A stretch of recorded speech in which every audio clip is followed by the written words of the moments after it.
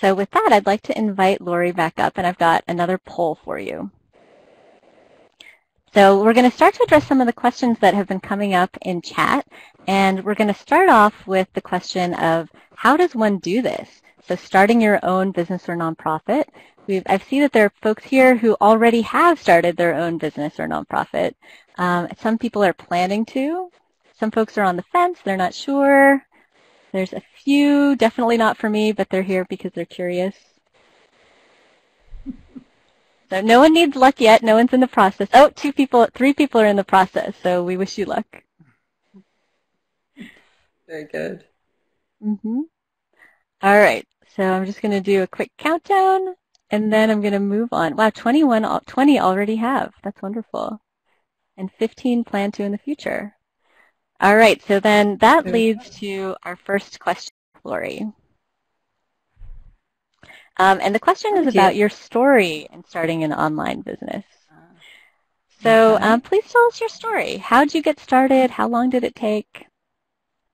Okay. Well, it's not my first business. I think that's important to make a note of.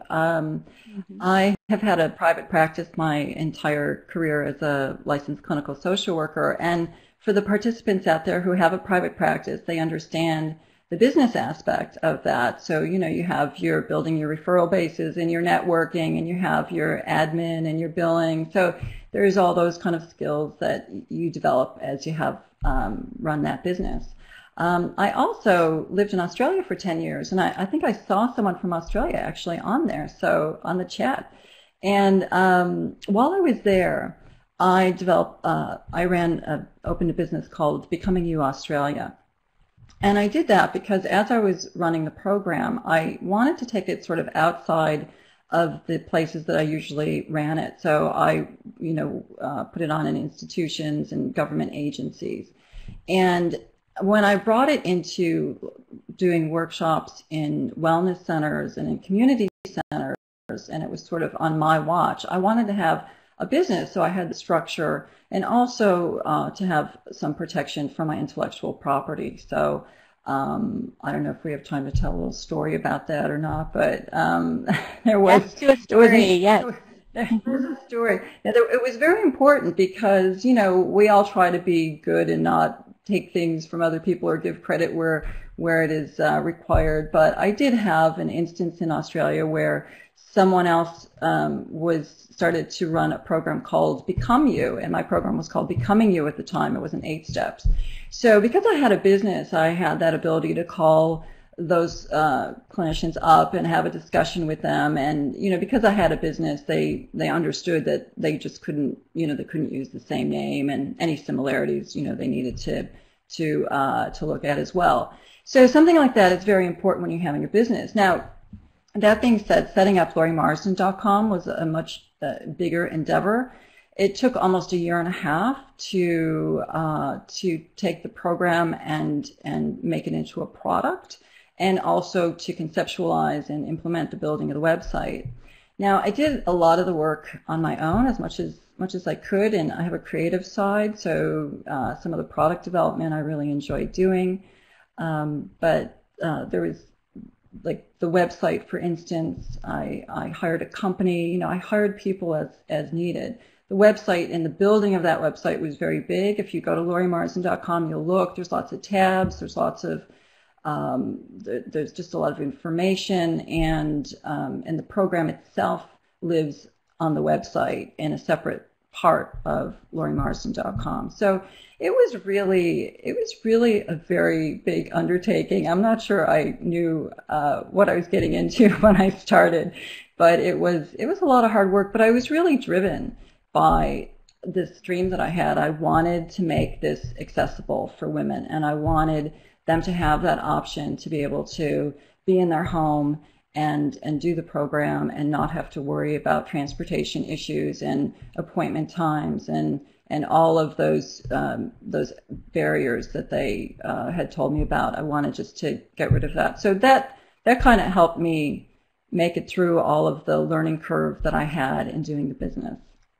Mm-hmm. So Paulette has a question for you about how do you do this logistically? How do you bring in an income with this kind of product?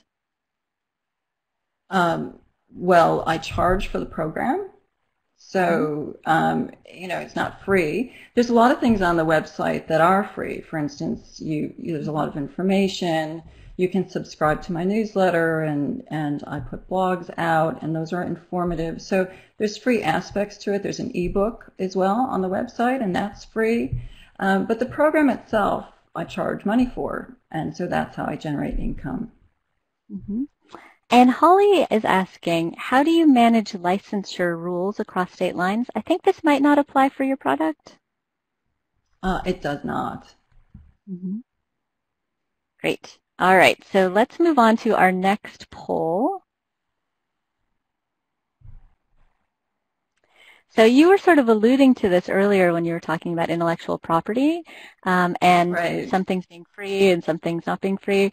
So I'm wondering what folks think about what the unique challenges of starting an online business might be.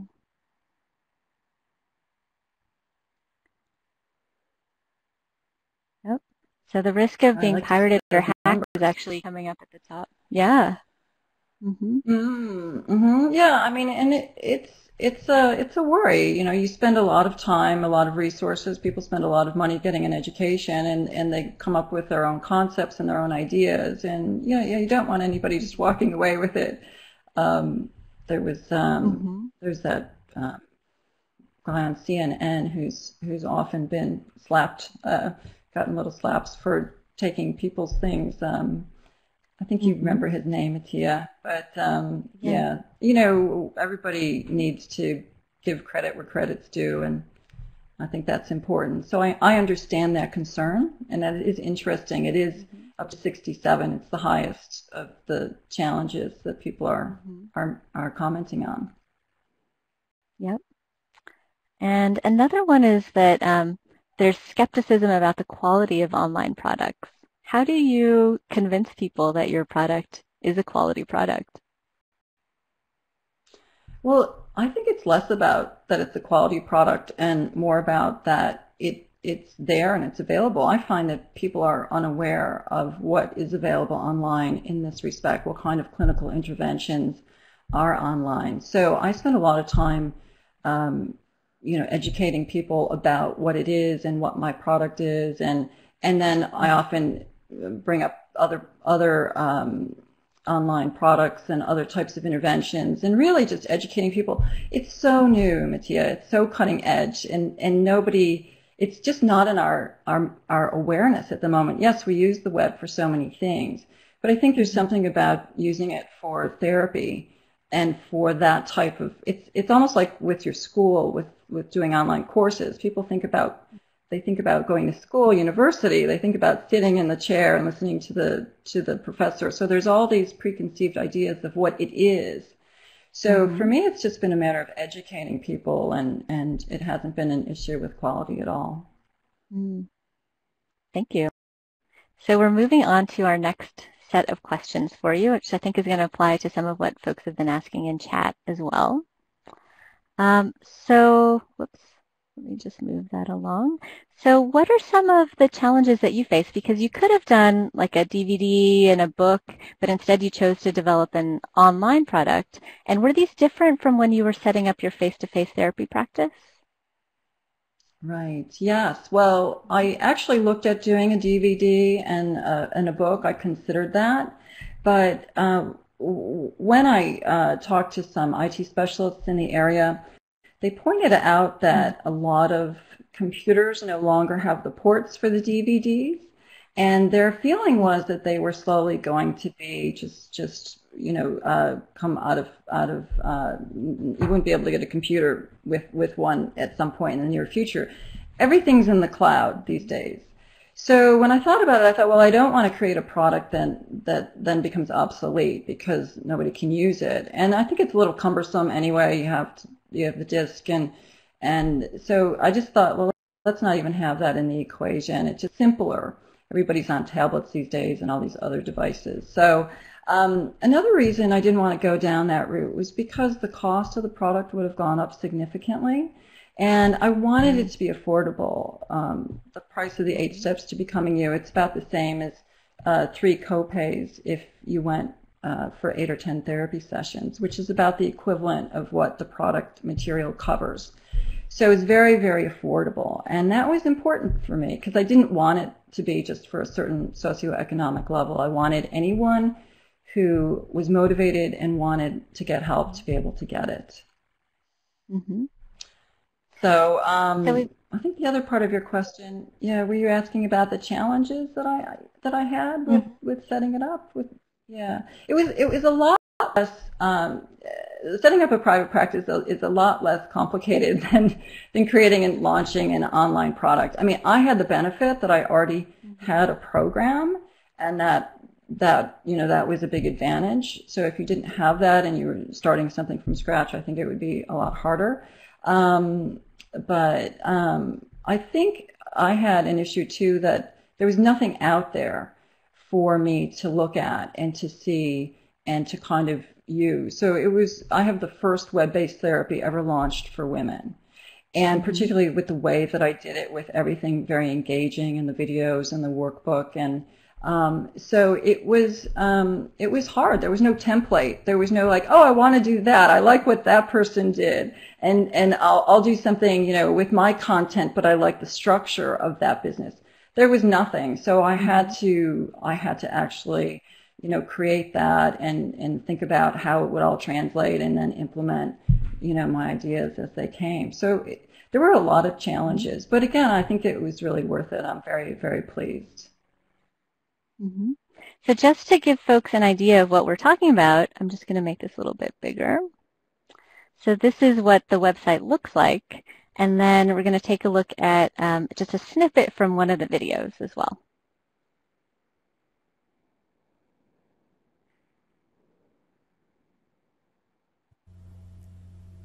There is a plague affecting many women today. They look in the mirror and see only their faults. Worse yet, they see flaws that aren't even there. They imagine themselves bigger than they are, less attractive than they are. The image they have of their bodies is not grounded or balanced. It's not healthy, and sometimes it's not at all correct. People who accept the way they look and feel good about themselves most of the time have a positive body image. They understand that the way that they look does not determine their worth. So that is a snippet of one of the videos.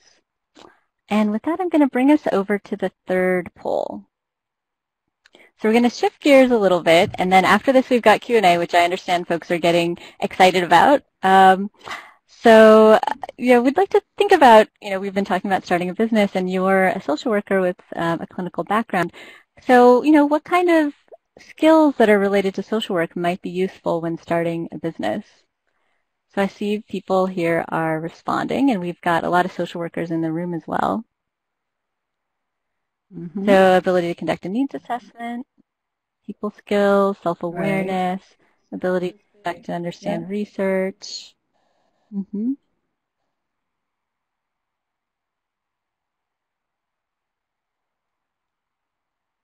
Great. Ability to understand perspectives of others.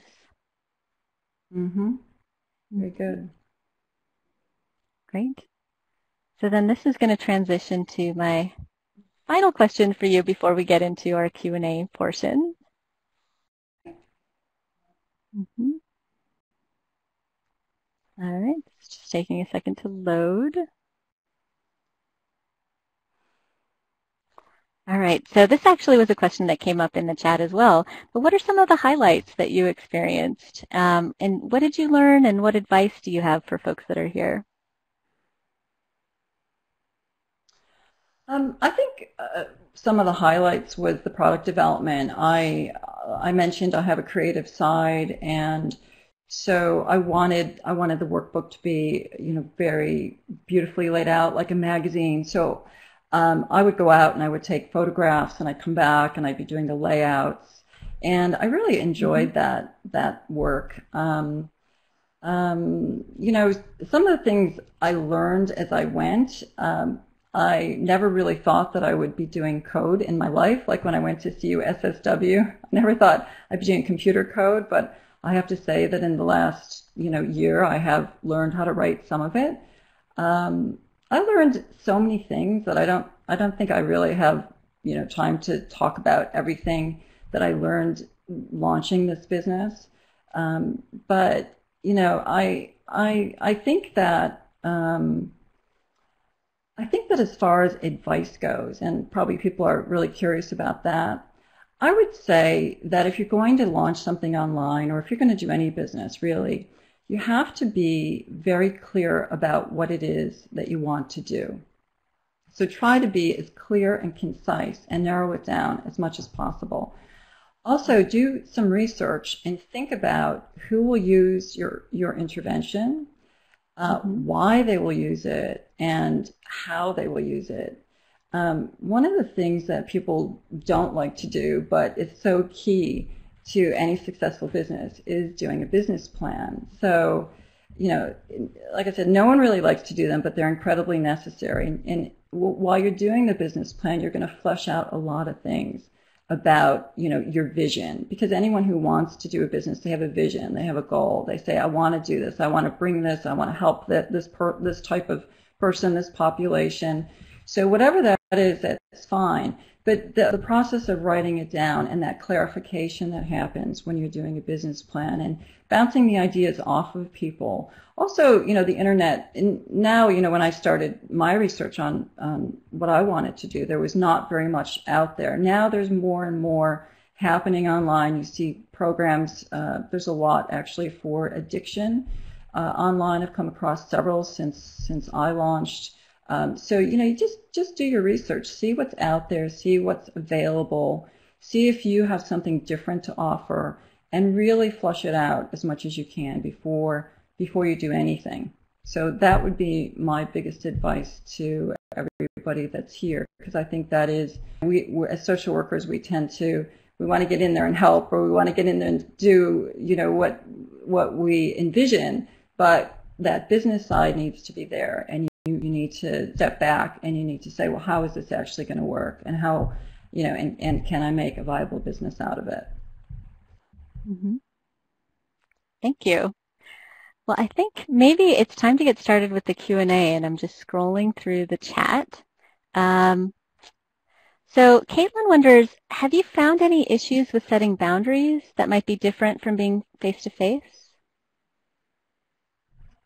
No, I haven't. I haven't at all. In fact, there's such an anonymous nature to doing an online program. So I saw in chat too, and I'm sorry we can't answer. There's so many questions, and they're all going down, down, down. So I don't think we're trying to ignore any questions. We're trying to get through everything, and we'd certainly love to answer everything that we can. But the online interventions are shown to be very effective, and the research supports that. And one of the reasons that they think they are so effective is that people like the anonymity, and they self-disclose to themselves. And because they can do that, they're very honest, and they make gains that they might not in therapy. And it's interesting because when you're with someone face-to-face in therapy, even though you've set up a confidential environment, and your whole goal is to make someone feel safe in disclosing, they still might not want to do that. And people out there who are working as clinicians know this, that you might see someone for quite a while, and suddenly they'll disclose something months or even years into treatment that they hadn't before. So it's interesting that this online intervention method really helps people to make more progress earlier, because they can disclose to themselves in this anonymous way. So it seems like from a few of the questions that there's some confusion about whether your program is like a therapy program or a self-help program. Could you clarify, please? Mm-hmm. Sure. Mm-hmm. Sure. Well, I'm comfortable with either label. For me, therapy, what happens in therapy? Whenever someone comes into therapy, you really ask them questions in order to spur their own self-awareness. Like a good therapist will never tell anybody what to do. That's not the point of therapy. A good therapist will ask someone questions so that they themselves do the personal reflection that's necessary, so that they will make the changes in their lives, so that they will have those aha moments or those epiphanies, and then they can make the changes to their behavior that will help with their mood, that will help, to get them on a healthy mental grounding. And that's the whole point of therapy. So when someone works through the 8 Steps program, for instance, it's the same process. So on the videos, I ask them questions. I ask them, to think about certain things. I have the workbook, which supports the videos, and the videos support the workbook around the different topics. And then the women write their responses or their thoughts based on the personal reflection they do. So I see it as being very, very similar to the therapy process. Now it's also self-help as well, because nobody's there to prompt you. So the most important thing for a client who's doing this program is they have to be motivated. I have clients that do the program, and some take the one step a week is kind of recommended, and some do like 3 steps a week or do the whole thing and come in the next week and they're all excited. So you have that option too with the 8 Steps program. Mm-hmm. One person asked about the price. Do you feel comfortable letting us know the cost of your program? Sure. It's $199 for the program. And we've got a question from Pia who asks, she's pointing out NASW has added a virtual conference this year for those who can't make it to DC next week. And she wonders, do you think there's a connection? Do you think this means there's a shift in thinking regarding the legitimacy and effectiveness of virtual therapy? I think so. I was at the national conference in Washington 2 years ago, and there was a lot of chatter about interventions, online interventions, and there were presentations on online interventions, and there was this debate that was going on whether we should do these things or whether we shouldn't, if they're ethical or they're not, and meanwhile, that at the end of these presentations there was these lists of these different interventions that were already happening, and then the effectiveness of them. There has been a lot of research on the types of interventions that are currently out there, and it does show that they're very effective. I mean, it surprises me a little bit as well that people are gravitating to it. But, it does just solve so many issues for people, issues of accessibility, issues of affordability, and the anonymous nature of the programs and the different things offered online. People really like, and I think this is the way that the world is moving, and I think there will still be people walking indoors and sitting in chairs and talking face to face as well. We've got a question about whether your program is billable. Do you ever have clients paying for your program through insurance? No, not yet.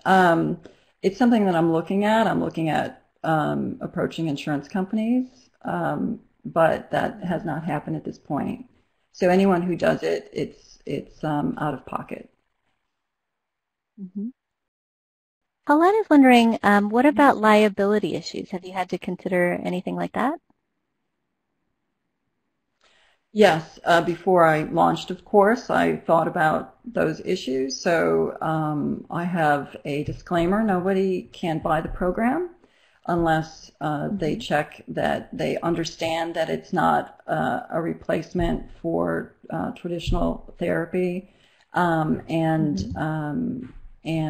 that they that there's it also says that you shouldn't be doing this product, obviously, if you're in crisis. It's not a crisis program. It's not anything for crisis management. It's not for someone who's suicidal or who has any thoughts of self-harm or harming to others.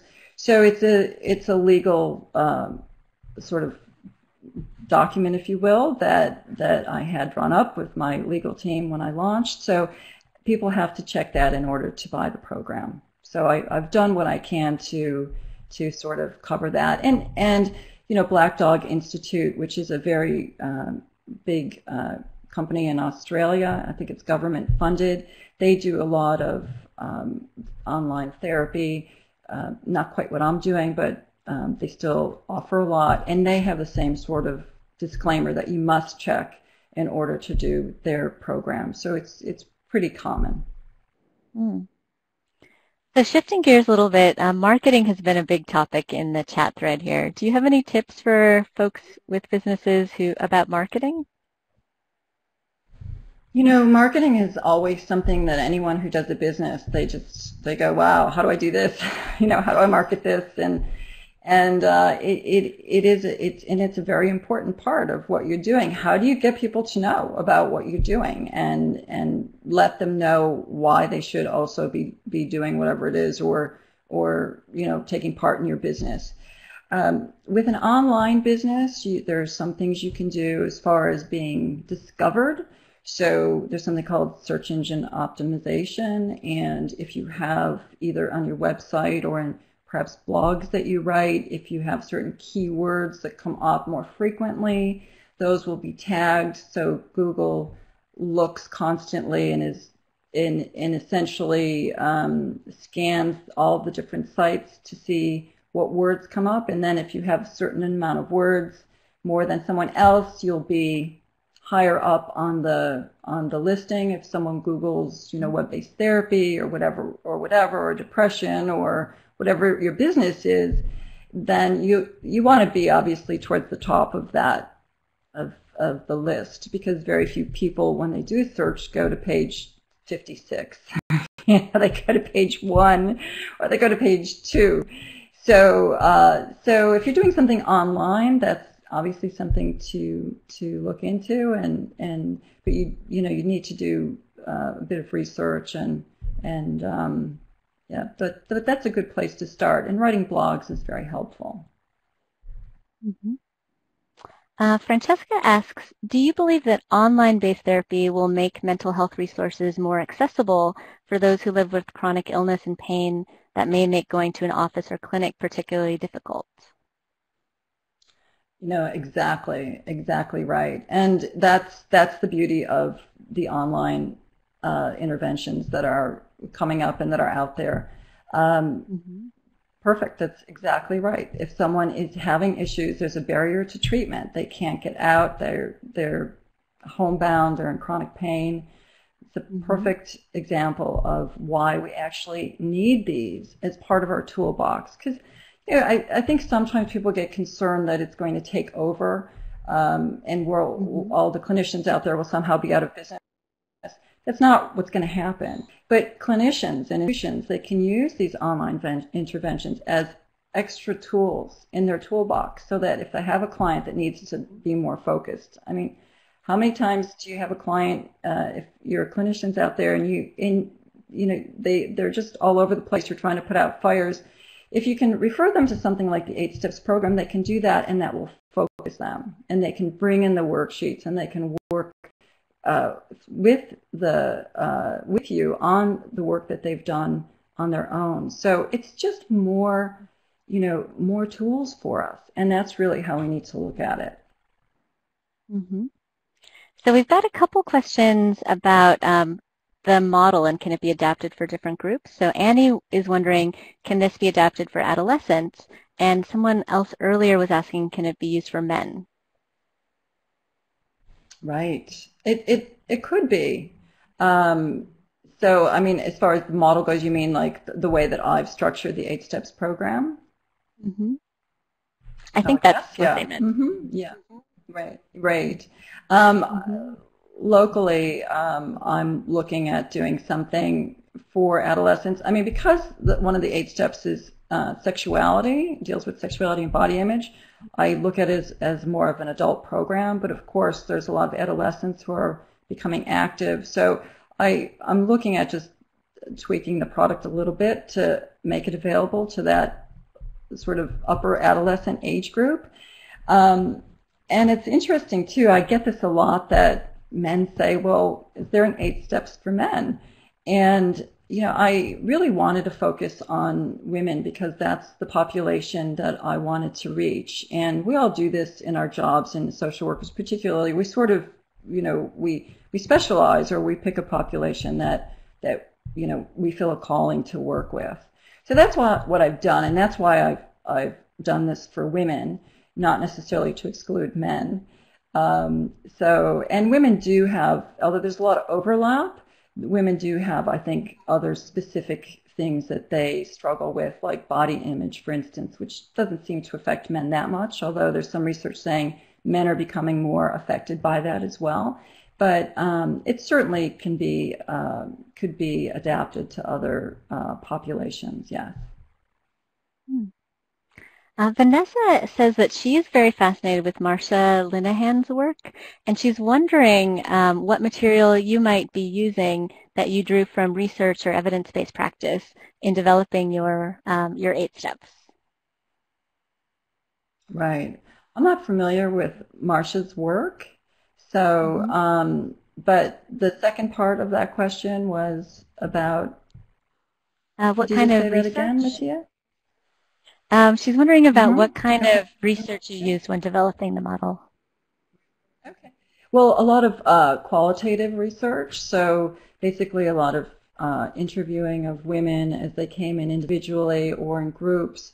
So the program really developed in a very social work grassroots way in groups with women and discussing all the various underlying issues. So in other words, people would come in with a presenting problem, and whether they were diagnosed with depression or they were struggling in relationships or they had anxiety disorder or whatever it might be, when you started working with women, you saw that there were these underlying problems. And so there was a lot of, like I said, qualitative research that I did with the women to kind of flush out their narrative and flush out their story. And then I developed a program around those issues. So I also, I did, a bit of quantitative research when I ran the program with Vietnam Veterans Counseling Service in Australia, where I ran it for women who were family members of veterans and also current serving members of the Australian Defence Force. And I measured well-being, depression, and self-esteem. So I ran some scales there. And there was a big, significant increase on all 3 of those measures. So that was very encouraging. So, as the program has developed, I've done this research and really it's coming from the place of working very, very much clinically in clinical settings with women around these various issues. Amaris is asking about, I wonder if this is a question about cannibalizing your services, actually, because she says, can you tell us about who you worked with in your private practice, and did any of them then buy your product and sort of go off on their own? So they might have been a client and then left to do self-help instead. Left to do, like, to take my product off on their own? Is that the question? Yep. No, I haven't had that happen. No, I haven't had that happen. Mm-mm. Okay. Which is good. Steve is asking. Steve's asking. You mentioned education. Yep. You mentioned education as your main way of growing awareness of your program. Can you elaborate on what you did for education outside of the free information that's on your website? Sure. So I do presentations at different institutions. So I've presented to Southampton Hospital, to a domestic violence shelter out here called The Retreat. I presented to East End Clinical Connection, which is a group of for clinicians. I'm currently talking to the Renfrew Center in New York. so eating disorders, and there's several others. So I kind of I go and I sort of educate big groups of people and institutions, because it can be, again, the 8 steps can be used if you have a client and you're giving services to that client. You could also look at referring them to this program while you're currently doing the services. So that's just another way that I've worked to increase my referral sources. Mm-hmm. All right, well, I can tell we're getting down to, maybe we have time for 2 more questions. Eileen asks, how do the women connect with you beyond watching the videos?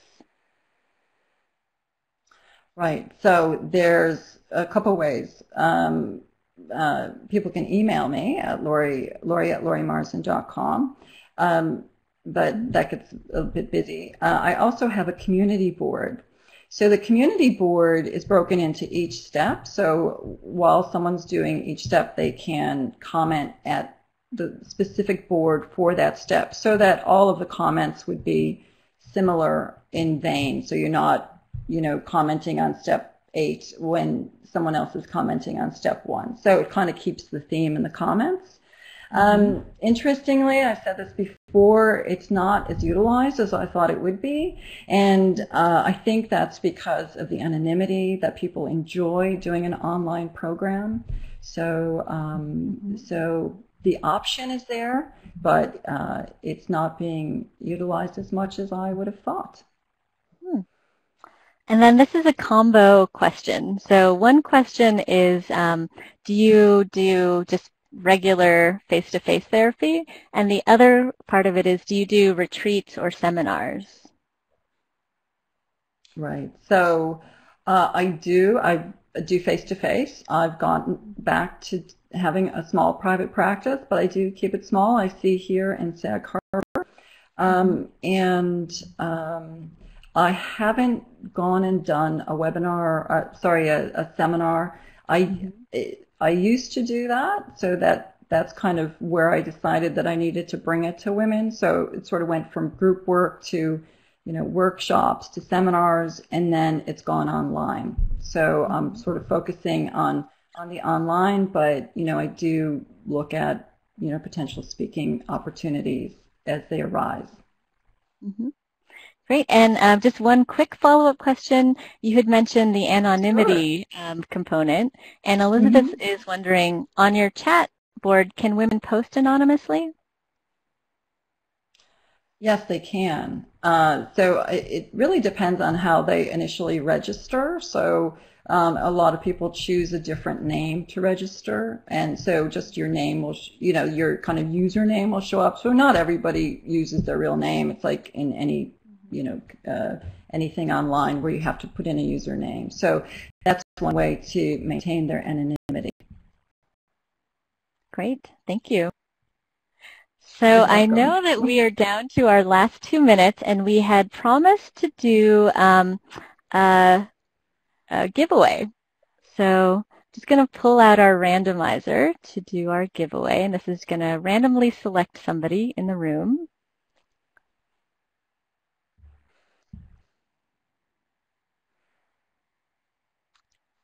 Big suspense here, big suspense. There we go, drum roll. Great. So Alexandra, if you want to get in touch, we will connect you with this giveaway. And thank you, Laurie, for donating this. We appreciate that. No problem. It's my pleasure. And thank you, Matthea, and thanks to everybody for coming. And it's been a great webinar. Thanks very much. Mm-hmm. Oh, and Mary Leah wants me to remind everybody that we had said we'd do a giveaway for the best comment, but because there were so many good comments, there was no way we could just select the best comment. So that's why we went to the randomizer. Terrific. Thank you so much, ladies. I hope that everybody had grabbed some very valuable takeaways from today. So please keep a lookout for the next event. Oh, before you do that, there is a poll, so please fill that out so we have your feedback so we can really make these online programs the most informative for you. So if you want to take your skills to another level, check out our online campus. You can find that on social www.columbia.edu/the-student-experience/online-campus. So thanks again for joining us online, and have a great day. Thank you, Gretchen. Thank you.